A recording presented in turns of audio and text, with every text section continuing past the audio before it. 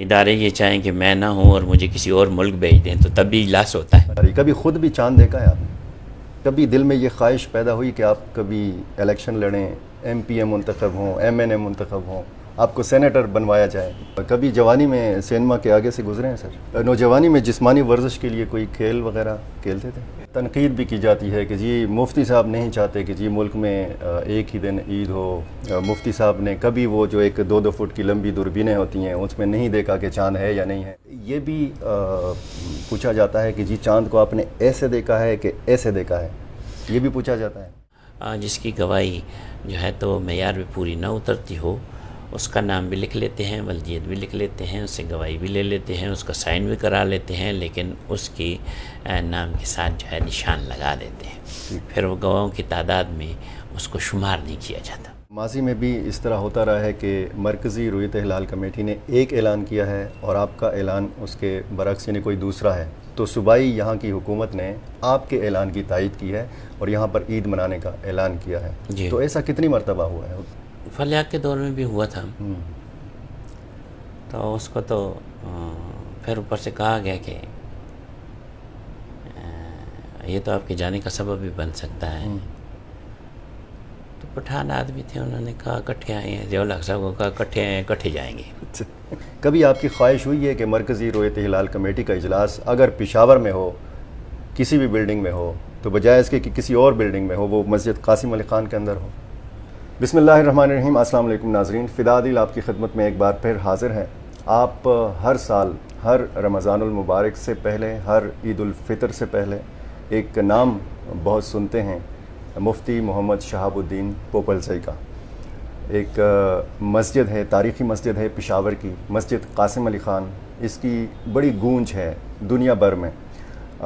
اس مسجد کی شہرت کیا ہے؟ مفتی محمد شہاب الدین پوپلزئی صاحب کی وجہ شہرت جو ہے وہ کیا ہے؟ آج ہم جانیں گے۔ ہمارے ساتھ موجود ہیں، بلکہ ان کے ساتھ ہم ان کی مسجد میں ہی موجود ہیں، مفتی محمد شہاب الدین پوپلزئی صاحب، آپ کا بہت شکریہ۔ ہم آپ کی زبانی یہ جاننا چاہیں گے کہ مفتی محمد شہاب الدین پوپلزئی، جن کا بڑا نام ہم سنتے ہیں میڈیا میں، وہ خود اگر ہمیں بتائیں کہ ان کی پیدائش کہاں پہ ہوئی، انہوں نے علوم، دینی علوم یا عصری علوم کہاں کہاں سے حاصل کی؟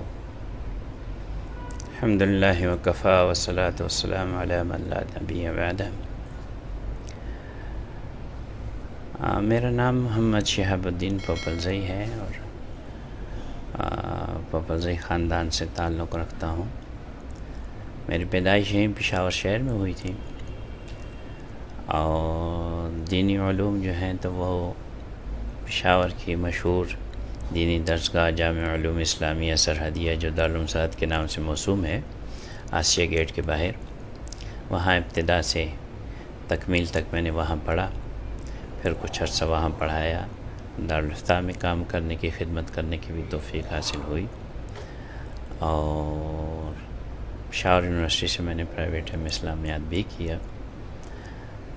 الحمدللہ اللہ کا کرم ہے، اللہ اپنے دین کی خدمت لے رہا ہے، تو اللہ سے امید یہ ہے کہ وہ ہم سے ایسی خدمت لے لے کہ وہ اس سے راضی ہو جائے ہم سے۔ مفتی صاحب، جس مسجد میں ہم یہاں پہ بیٹھے ہیں، مسجد قاسم علی خان، اس کی تاریخ کے حوالے سے اگر بتائیے، کتنی پرانی یہ مسجد ہے، کتنی پرانی یہ تاریخ رکھتی ہے؟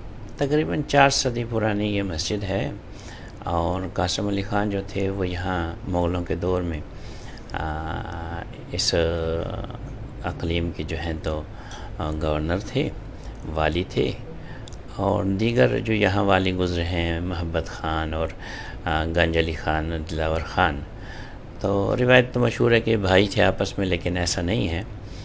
تو قاسم علی خان کی ایک ان سب حضرات میں خصوصیت یہ تھی کہ یہ ایک صحافی اور وقائع نویس تھے، اور اس ایریا کی ساری رپورٹس جو ہیں تو وہ انہی کے ہاتھ سے گزر کے جو ہے تو وہ دلی تک جایا کرتی تھی۔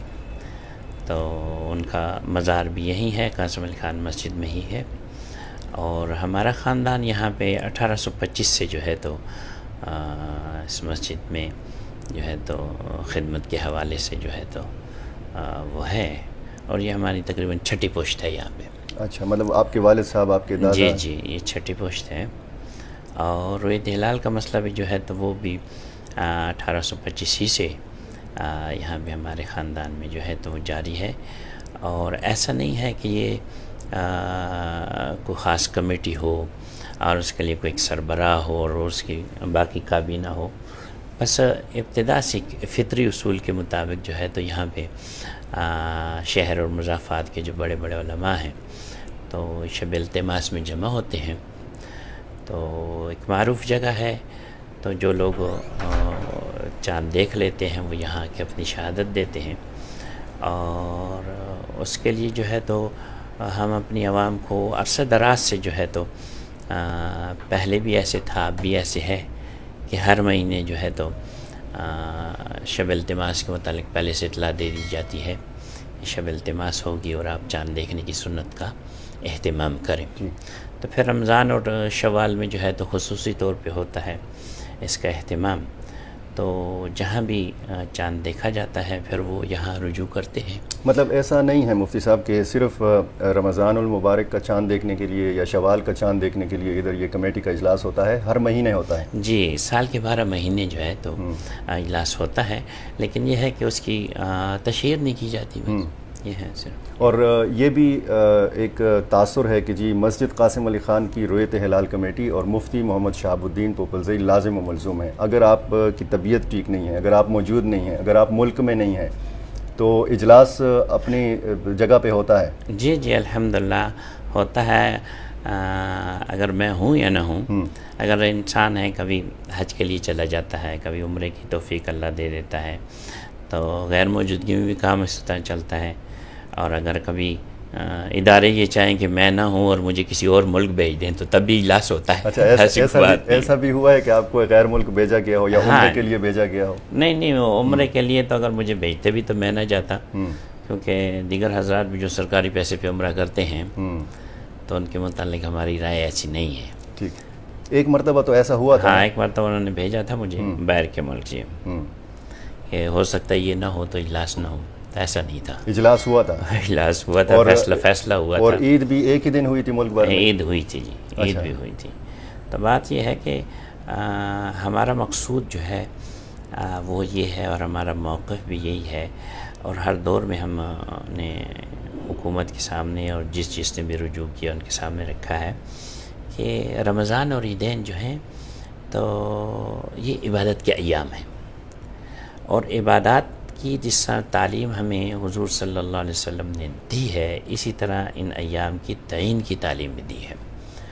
تو ہمارا موقف یہ ہے کہ عبادات کے ایام کی تعین بھی حضور صلی اللہ علیہ وسلم کے طریقے مبارک کے موافق ہونی چاہیے. تو اس میں جو ہے تو مدار جو ہے تو وہ رویت و شہادت پہ شریعت نے رکھا ہے. رمضان کے لیے، عیدین کے لیے جو ہے ان کی تعین کے لیے مدار شریعت نے رویت و شہادت پہ رکھا ہے. تو رویت و شہادت کے مطابق ہو اور شریعت مطہرہ کی پاسداری ہو تو پھر اختلاف نہیں آتا. اختلاف وہیں پیدا ہوتا ہے کہ جہاں خلاف سنت عمل کیا جائے. تو اگر سنت عمل کو رائج کیا جائے اور اس کی ترویج کی جائے تو پھر یہ اختلاف جو ہے تو ختم ہو سکتا ہے، کوئی ایسا مسئلہ نہیں. بڑا ایک تنقید بھی کی جاتی ہے کہ جی مفتی صاحب نہیں چاہتے کہ جی ملک میں ایک ہی دن عید ہو. مفتی صاحب نے کبھی وہ جو ایک 2-2 فٹ کی لمبی دوربینیں ہوتی ہیں اس میں نہیں دیکھا کہ چاند ہے یا نہیں ہے. تو آپ کا یہ طریقہ کار جو ہے یہ کیا ہے؟ ہمارے ناظرین کو ذرا اگر بتائیے گا. دیکھیں، اصل میں بات یہ ہے کہ کہنے والے تو بہت کچھ کہتے ہیں نا. اصل میں بات یہ ہے کہ اگر دیکھا جائے تو اختلاف ہم نہیں کرتے. اگر شب التماس یعنی جس رات کو چاند کو دیکھنا ہوتا ہے اس کو شب التماس کہتے ہیں.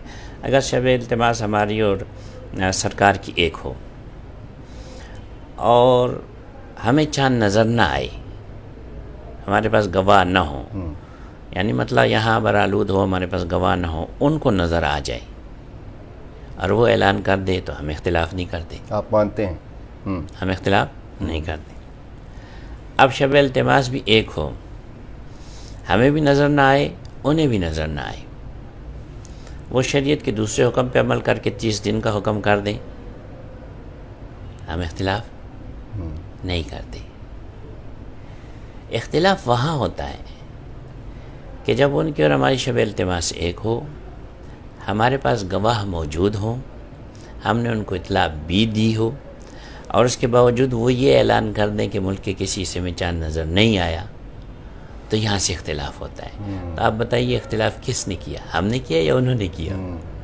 اور مفتی صاحب یہ جو گواہ کو پرکھنے کا معیار ہے وہ کیا ہے؟ یعنی اگر میں نے دعویٰ کیا ہے کہ میں نے چاند دیکھا ہے تو آپ میرا دعویٰ کس طرح درست تسلیم دیکھیں بات یہ ہے کہ گواہ کو پرکھنے کے لیے اور گواہ کے لیے جو قواعد و ضوابط ہیں اور گواہ کے لیے جو معیار ہے وہ ایک ہی ہے، یعنی ہماری شریعت کو خانہ ساز شریعت نہیں ہے، وہی ایک ہی ہے۔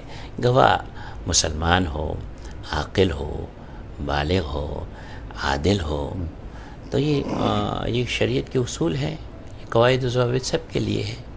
ہم البتہ ایک تھوڑا سا اہتمام مزید کرتے ہیں، وہ یہ کرتے ہیں اس سے بھی گواہ کی شہادت کا تزکیہ ہوتا ہے اس انداز سے کہ ہم شب التماس میں جو ہے تو وہ ساتھ میں یہ کہہ دیتے ہیں کہ جو شخص بھی گواہ دیکھے، چاند دیکھے، تو وہ اپنی شہادت دینے کے لیے جب آئے تو اپنے علاقے کے عالم دین کو ساتھ لے کے آئے، امام مسجد کو یا خطیب کو۔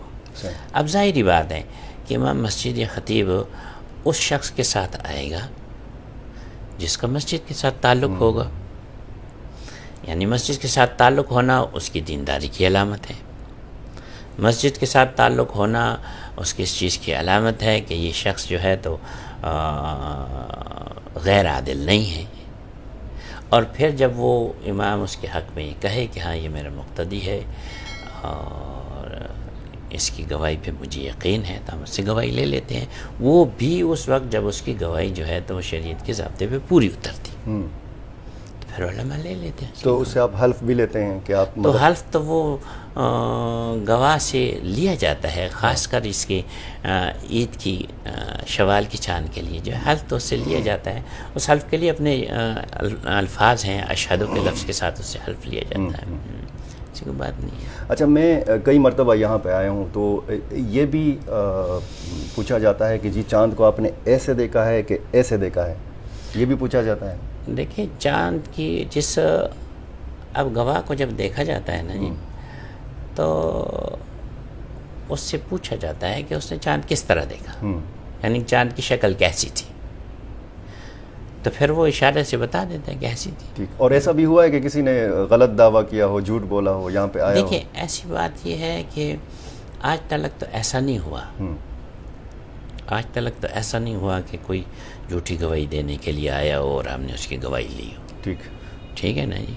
اس میں یہ ہوتا ہے کہ گواہ جو بھی آتا ہے شہادت ہم سب سے لیتے، لیکن جو شاہد جس کی شہادت، جس گواہ کی شہادت معیار پہ پوری نہیں اترتی، ہم اس فہرست میں اس کے نام کے ساتھ نشان لگا دیتے۔ اس کو یہ نہیں کہا جاتا کہ تمہاری گواہی قبول نہیں کی گئی، اس لیے کہ امت میں یہ شوق برقرار رہے، امت کی حوصلہ شکنی نہ ہو، اس سنت کے احیاء کے لیے وہ لگے رہیں، چاند دیکھنے کی کوشش کریں اور اس کی مجلس میں صبح کی بھی نہ ہو۔ ان ساری چیزوں کو مد نظر رکھ کے ہم جس کی گواہی جو ہے تو معیار میں پوری نہ اترتی ہو، اس کا نام بھی لکھ لیتے ہیں، ولدیت بھی لکھ لیتے ہیں، اس سے گواہی بھی لے لیتے ہیں، اس کا سائن بھی کرا لیتے ہیں، لیکن اس کی نام کے ساتھ جو ہے نشان لگا دیتے ہیں، پھر وہ گواہوں کی تعداد میں اس کو شمار نہیں کیا جاتا۔ اچھا، اور صرف پشاور سے شہادتیں لیتے ہیں یا باقی بنو مردان ثوابی؟ ہمارا تو سلسلہ کار طریقہ کار یہ ہے کہ ہم شہادت کی بنیاد پہ فیصلہ کرتے ہیں، تو شہادت تو وہی ہوتی ہے کہ جو مجلس میں شاہد حاضر ہو۔ اب اس کے علاوہ دیگر 13 اضلاع میں ہم باقاعدگی سے اہتمام کرتے ہیں، وہاں ساتھی مساجد میں، مدارس میں بیٹھتے ہیں اور وہ علماء ہمارے ساتھ رابطے میں ہوتے ہیں اور پھر ان کے پاس اگر گواہ آتے ہیں تو وہ ان سے گواہی لیتے ہیں، جو شریعت کے معیار پہ پورے اترتے ہیں ان کی گواہی کو وہ قبول کرتے ہیں۔ تو اس طرح یہ ہوتا ہے کہ اگر ہمارے پاس بھی یہاں گواہ موجود ہیں، چارسدہ میں، مردان میں، سوابی میں، ٹل میں، ہنگو میں، کھرک میں، بنو میں، تو اس سے ایک تائید جو ہے تو وہ حاصل ہوتی ہے۔ صرف اب تک 2 بار ایسا ہوا ہے کہ ہم نے شریعت کے ضابطے جو ہیں تو وہ حکم لگانے کے لیے 3 ہیں۔ پہلا جو ہے تو وہ رؤیت الشہادت ہے کہ چاند کو اپنی آنکھ سے دیکھنے والا آ کے تو جو ہے تو وہ گواہی دے۔ تو دوسرا جو ہے تو وہ شہادت علی الشہادت ہے، وہ ایسا ہے کہ شاہد نے شہادت تو دی کسی مجلس میں، لیکن وہ خود اب شہادت دینے کے لیے نہیں آ سکتا، تو اس کی ایک شہادت کے اوپر 2 گواہ جو ہیں بنائے جائیں، اور پھر وہ آ کے مجلس میں گواہی دے کہ ہاں فلاں ولد فلاں نے جو ہے تو آج چاند دیکھا، اس نے ہمارے سامنے گواہی دی۔ تو ایک یہ سلسلہ ہے۔ اور تیسرا ضابطہ جو ہے تو وہ ہے شہادت علی القضاء کا، کہ قاضی جو ہے تو فیصلہ دے دے، یا جہاں کا فیصلہ ہو گیا وہاں کے فیصلے کی جو ہے تو شہادت جو ہے تو وہ شریعت کے ضابطے کے مطابق جو ہے تحریر طور پہ پہنچ جائے۔ تو ہمارے ہاں جو ہے تو اختلاف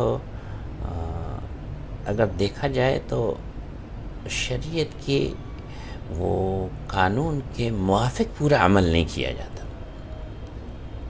اس سے پہلے بھی انتظامیہ کے ساتھ، صوبائی گورنمنٹوں کے ساتھ، وفاقی حکومت کے ساتھ، سینٹ تک جو ہے تو جتنی بھی ہماری میٹنگز ہوئی ان کے سامنے ہم نے موقف رکھا کہ یہ چیز جو ہے تو یہ فیصلہ شریعت کی ضابطے کے موافق ہونا چاہیے۔ اب پہلے کبھی ایسا نہیں ہوا، اور آج تک ایسا نہیں ہوا کہ گواہ جو ہے وہ مرکزی کمیٹی کے اجلاس میں شریک ہوا اور اس نے گواہی دی ہو۔ اچھا، گواہ سارے ادھر آتے ہیں؟ اگر پشاور میں بھی اجلاس ہو؟ نہیں، عرض کرتا ہوں نا، یعنی آپ مرکزی کمیٹی کا ریکارڈ اٹھا کے دیکھ لیں نا، تو آپ کو یہ ریکارڈ نہیں ملے گا کہ کمیٹی کے اجلاس میں گواہ پیش ہوا۔ تو وہ کہاں سے شہادتیں لیتے ہیں، کیسے لیتے ہیں؟ عرض کرتا ہوں، گواہ پیش نہیں ہوا تو پہلا ضابطہ ٹھیک نہ رہا، ٹھیک ہے جی۔ وہ کہتے ہیں ہم دوسرے ضابطے پہ عمل کرتے ہیں۔ دوسرا ضابطہ کیا ہے؟ شہادت علی الشہادت۔ وہ یہ کہتے ہیں کہ ہمارے پاس جو ہے تو زونل کمیٹی کے پاس شہادت آئی اور پھر ہم نے ان سے شہادت لی، ٹھیک ہے نا جی۔ تو اس میں بھی جو ہے جو طریقہ کار اب ہے وہ طریقہ کار بھی شریعت کے موافق نہیں ہے۔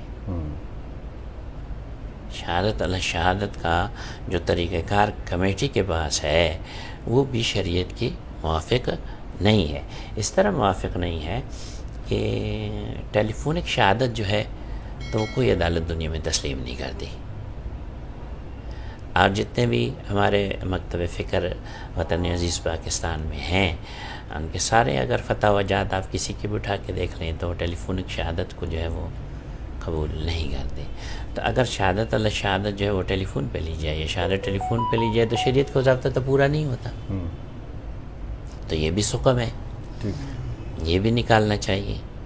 اور تیسرا ضابطہ جو ہے وہ قاضی کا ہے، تو قاضی شرعی تو ہے نہیں، تو پھر وہ بھی نہ رہا۔ البتہ ہم یہ کرتے ہیں کہ کوشش کرتے ہیں کہ ہر اس حد تک کہ جس میں شریعت کا کوئی ضابطہ پامال نہ ہوتا ہو ہم تعاون کرنے کی کوشش کرتے ہیں کہ سلسلہ ایک ہو جائے۔ اس میں یہ ہے کہ اگرچہ یہ شریعت کا مسئلہ نہیں ہے کہ سارے ملک میں ایک دن عید ہو اور سارے ملک میں ایک دن جو ہے تو وہ رمضان ہو، لیکن اگر شریعت کے ضابطوں پہ عمل کرتے ہوئے ایک ہو جائے تو اس کو اچھی نگاہ سے دیکھا جاتا ہے۔ ٹھیک۔ اور یہ جو آپ نے فرمایا کہ آپ مردان، سوابی، ٹل، ہنگو وغیرہ سے بھی شہادتیں لیتے ہیں، تو وہ ٹیلی فون کے ذریعے آپ بھی تو لیتے ہیں؟ نہیں، دیکھیں نا، آپ اس بات کو سمجھنے کی کوشش کریں۔ میں نے آپ کو یہ کہا کہ وہاں پہ جو ہے تو ہماری اسی طرح مختلف علماء بیٹھتے ہیں، اہتمام کرتے ہیں، یا کمیٹی آپ کہہ رہے ہیں تو چلے کمیٹی جو ہے تو اس کا اجلاس ہوتا ہے، وہ شہادتیں لیتے ہیں، وہ فیصلہ کرتے ہیں ان شہادتوں کی بنیاد پہ۔ ہم ان کی شہادت کو یہاں شہادت کے طور پہ نہیں لے رہے، تائید کے طور پہ لے رہے ہیں، اطلاع یا تائید، تائید کے طور پہ لے رہے ہیں کہ اگر ہمارے پاس یہاں گواہ ہیں، مثال کے طور پہ یہاں 10 گواہ ہیں، اور وہاں 30 گزرے ہیں، 20 گزرے ہیں، دوسری جگہ پہ 10-15 گزرے ہیں، ان کو ہم تائید میں لے رہے ہیں، ان کی بنیاد پہ فیصلہ نہیں کر رہے۔ فیصلہ جو ہے تو ہمارے ہاں جو ہوتا ہے وہ جو ہمارے پاس حاضر گواہ ہوتے ہیں ان کی بنیاد پہ ہوتا ہے۔ آج تک صرف 2 مرتبہ ہم نے یہ شہادت علی شہادت کے اوپر جو ہے تو وہ میری یادداشت میں ہم نے یہاں فیصلہ کیا ہے، وہ بھی جب تحریری طور پہ ہمیں شہادت علی شہادت موصول ہوئی تب۔ ٹھیک، اور کتنے گواہوں کا ہونا ضروری ہوتا ہے اعلان کرنے کے لیے؟ دیکھیں اس میں مختلف طریقہ کار ہے اس کے لیے۔ مثلا رمضان کا ہے تو اس کا علیحدہ ضابطہ ہے، رمضان کا اگر مطلع صاف ہے تب علیحدہ ضابطہ ہے، مطلع برآلود ہے تب علیحدہ ضابطہ ہے، اور عیدین کے لیے بھی جو ہے تو وہ اگر مطلع برآلود ہے تب علیحدہ ضابطہ ہے، مطلع صاف ہے تو علیحدہ ضابطہ ہے۔ ان ضابطوں کو پورا کرنے کی کوشش کی جاتی ہے۔ بنیادی اس میں عنصر یہ ہے کہ جتنے پہ وہ جو علماء بیٹھے ہوئے ہیں، جب ان کو یہ یقین حاصل ہو جائے کہ اب یہ جتنے بھی گواہ آئے ہیں یہ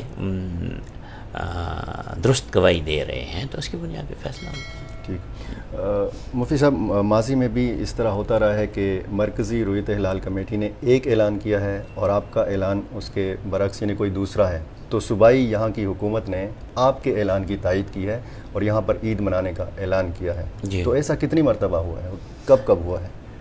تو کئی مرتبہ ہوا ہے اس طرح، تو فلیاق کے دور میں بھی ہوا تھا، تو اس کو تو پھر اوپر سے کہا گیا کہ یہ تو آپ کے جانے کا سبب بھی بن سکتا ہے۔ تو پٹھان آدمی تھے، انہوں نے کہا کٹھے آئے ہیں، ضیاء الحق صاحب کو کہا کٹھے آئے ہیں کٹھے جائیں گے۔ ٹھیک ہے نا جی۔ اور اس کے بعد جو ہے تو NP کے دور میں جو ہے تو تب بھی ایسا ہوا تھا۔ اور اصل میں چیز یہ ہے کہ ہم نے اس کام کو کسی سیاسی جماعت کے ساتھ نہیں جوڑا، کسی مسلک کے ساتھ نہیں جوڑا، اس کے پیچھے کوئی سیاسی عزائم نہیں ہے، کوئی شخصیات کے پروجیکشن نہیں ہے، یا کوئی ذاتی اور یا کوئی مالی مفادات نہیں، خالصتاً اللہ کی رضا کے لیے کام ہے۔ یہاں یہ ہے کہ جو عالم آ گیا کسی کو یہ نہیں کہا جاتا آپ شامل نہ ہو، جو گواہ آ گیا اس سے یہ نہیں پوچھا جاتا کہ آپ دیوبندی مکتب فکر سے تعلق رکھتے ہو، بریلوی مکتب فکر سے تعلق رکھتے ہو، آپ جو ہے تو وہ سلفی ہو، اہل حدیث کہلاتے ہو۔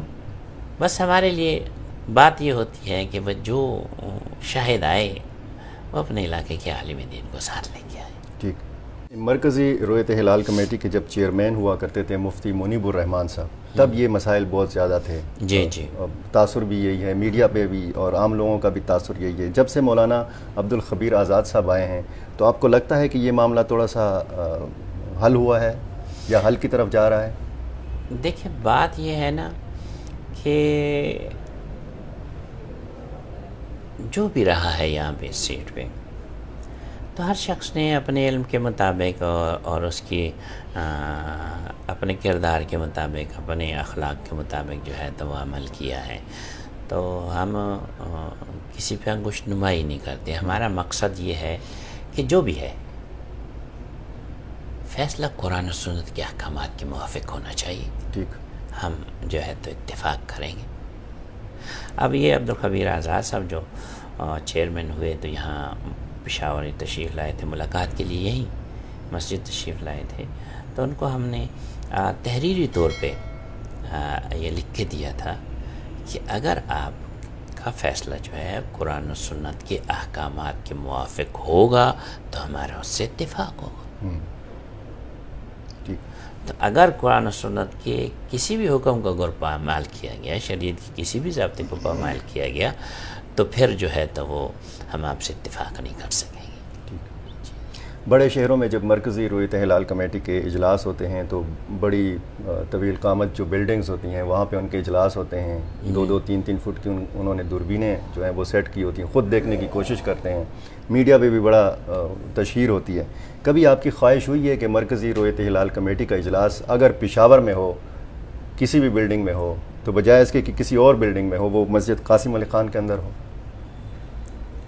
بات یہ ہے کہ پچھلی کمیٹی جو تھی ہم نے انہیں آفر کی تھی اچھا کہ آپ ہمارے یہاں تشریف لے آئیں، شب التماس ایک ہے تو آپ ہمارے یہاں تشریف لے آئیں، خود ذرا نظارہ بھی کر لیں. تو گواہ آئیں گے، آپ ان سے شہادت بھی لیں، پرکھیں بھی، جو شریعت کے ضابطے پہ پورا ہوتا ہے قبول کریں، جو پورا نہ ہوتا ہے قبول نہ کریں.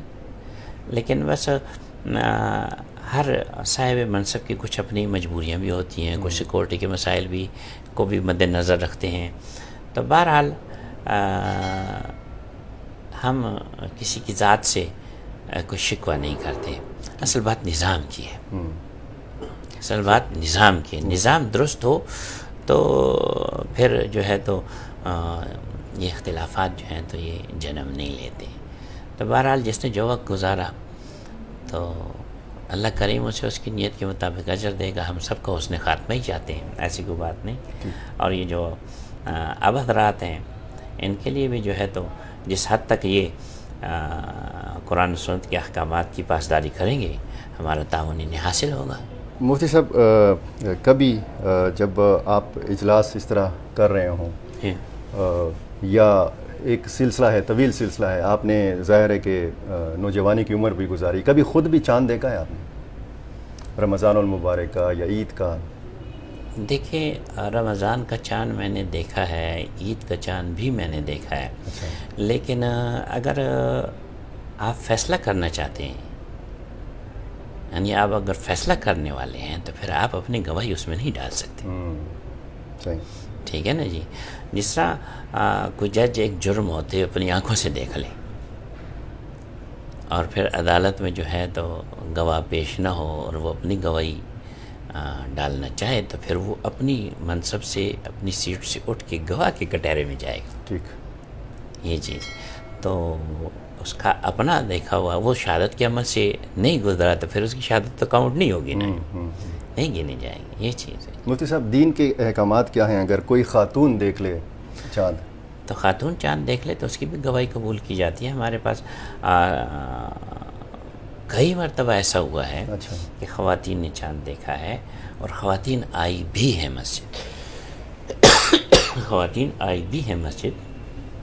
تو یہ 7 کمرے میں جو ہے تو خواتین کو بٹھلا کر ان سے جو ہے تو مجلس میں سے ایک عالم کو بھیجا گیا ہے، انہوں نے ان سے گواہی لی ہے. ایسا بھی ہوا ہے. اور ایسا بھی ہوا ہے کہ خواتین جو ہے تو مسجد کے نیچے گاڑی میں بیٹھی ہوئی تھی، اپنے محرم کے ساتھ آئی تھی، ان سے وہاں بھی گواہی لی گئی ہے. ایسی کوئی بات نہیں. خواتین اگر آئیں تو ان کے پردے کے ساتھ اہتمام کے ساتھ ان سے گواہی لی جاتی ہے. صحیح. بلکہ ایسا بھی ہوا ہے کہ شہادت دینے کے لیے رنڈی کوتل سے گواہ آ رہے تھے، راستے میں انہوں نے ایکسیڈنٹ کیا. اچھا. تو پھر وہ لیڈی اسپتال میں جو ہے تو وہ ایڈمٹ کر دیے گئے. تو ان میں سے جو اپنے ہوش میں تھے، ان کے ہوش آواز ٹھیک تھے، ان سے وہاں شہادت لی گئی. یہاں سے نمائندہ بھیجا گیا، انہوں نے شہادت لی ان سے. ایسی کوئی بات نہیں. اور لوگوں کو یعنی یہ جو شاہدین ہیں جو بڑا اہتمام کرتے ہیں صرف رمضان کا یا عید کا چاند دیکھنے کے حوالے سے، ظاہر ہے کہ ہمارے تو 12 اسلامی مہینے ہیں، تو ان کو آپ کیا پیغام دیں گے کہ وہ بھی مطلب ہر مہینے اسی طرح کا اہتمام کیا کریں اور اس میں کتنا ثواب ہے؟ دیکھیں بات یہ ہے نا کہ حضور صلی اللہ علیہ وسلم کا ایک ارشاد مبارک ہے کہ جس نے امت میں فساد کے وقت میری کسی سنت کو زندہ کیا اس کو 100 شہیدوں کا ثواب ملے گا، اجر ملے گا. تو اب چاند دیکھنے والی جو سنت ہے، چاند دیکھنے والا جو حکم ہے، یہ اب متروک ہو چکا ہے. لوگوں نے اس کو ترک کر دیا ہے. بہت کم لوگ یہ اہتمام کرتے ہیں. تو ہم تو ہر مہینے جو ہے تو اس کے لیے پوسٹ لگاتے ہیں کہ سنت کی احیاء کے لیے، اس سنت کو زندہ کرنے کے لیے چاند دیکھنے کا اہتمام کیا جائے. تو اب جو شخص بھی سنت کی احیاء کے نتیجے سے کسی اونچی جگہ پہ کھڑا ہو کے چاند دیکھنے کی کوشش کرتا ہے، کسی میدان میں نکل کے چاند دیکھنے کی کوشش کرتا ہے، چاہے وہ چاند دیکھے یا نہیں دیکھے، اجر تو اس کو مل گیا. اعمال کو دار و مدار تو نیتوں پہ. اگر متروک سنت کو زندہ کرنے کے لیے وہ نکلا تو اجر تو اس کو مل گیا. اصل بات یہ ہے کہ قوم میں اس بات کی ترغیب پھیلانی چاہیے کہ لوگ چاند دیکھنے کا اہتمام کریں. ٹھیک. جتنا چاند دیکھنے کا اہتمام ہوگا اور اس سنت کا احیاء ہوگا، اتنا زیادہ جو ہے تو ہم اختلاف سے دور ہو کے اتفاق کی طرف جائیں گے. اچھا مفتی صاحب، آپ کے ماشاءاللہ اتنے فالورز ہیں، آپ کی اتنی شہرت ہے، آپ کی بات کو تسلیم کیا جاتا ہے، آپ کے اعلان پہ عمل کیا جاتا ہے، کبھی دل میں یہ خواہش پیدا ہوئی کہ آپ کبھی الیکشن لڑیں، ایم پی اے منتخب ہوں، ایم این اے منتخب ہوں، آپ کو سینیٹر بنوایا جائے؟ نہیں، ایسی خواہش کبھی نہیں ہوئی. اچھا. ایسی خواہش کبھی نہیں ہوئی. اور کبھی سیاسی سرگرمیوں میں حصہ بھی لیا کہ نہیں؟ بس یہ انتخابی سیاست میں یہ ہے کہ پھر وہ جو اس میں پڑ جائے نا، پھر اس کے پاس وقت نہیں رہتا. پھر اس کے پاس وقت نہیں رہتا.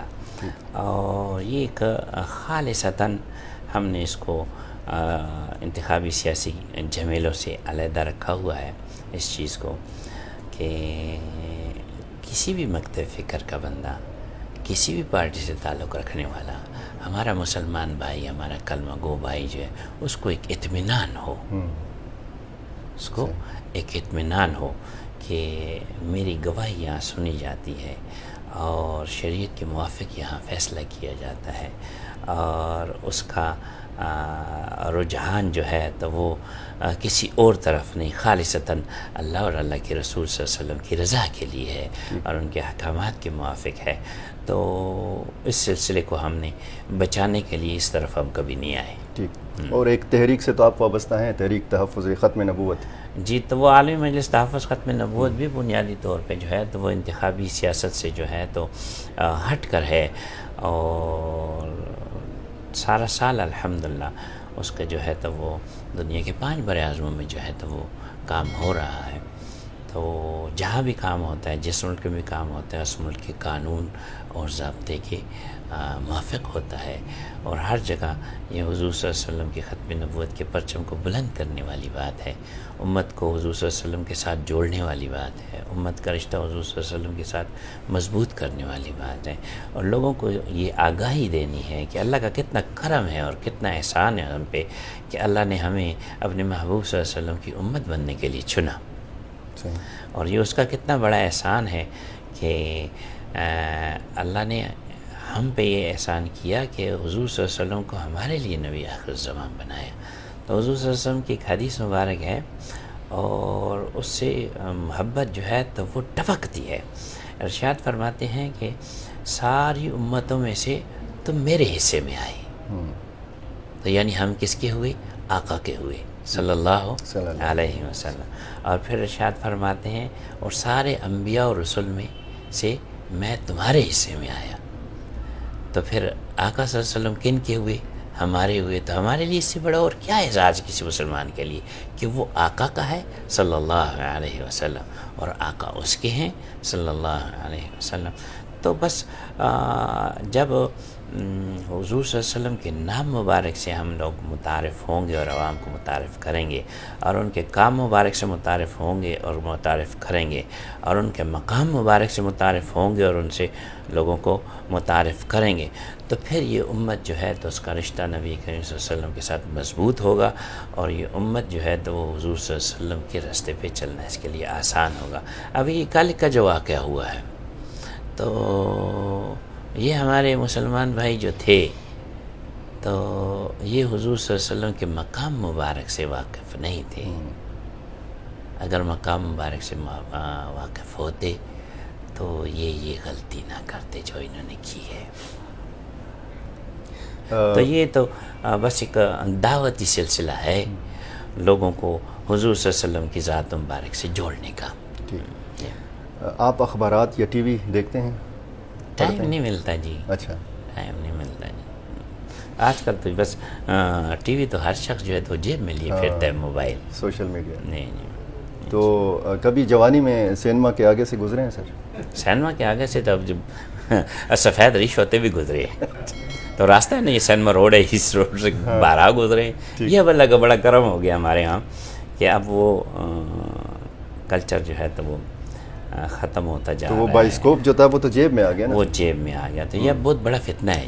بالکل یہ بہت بڑا فتنہ ہے، اور یہ نہ صرف اس کے روحانی نقصانات ہیں بلکہ اس کے جسمانی نقصانات بھی ہیں.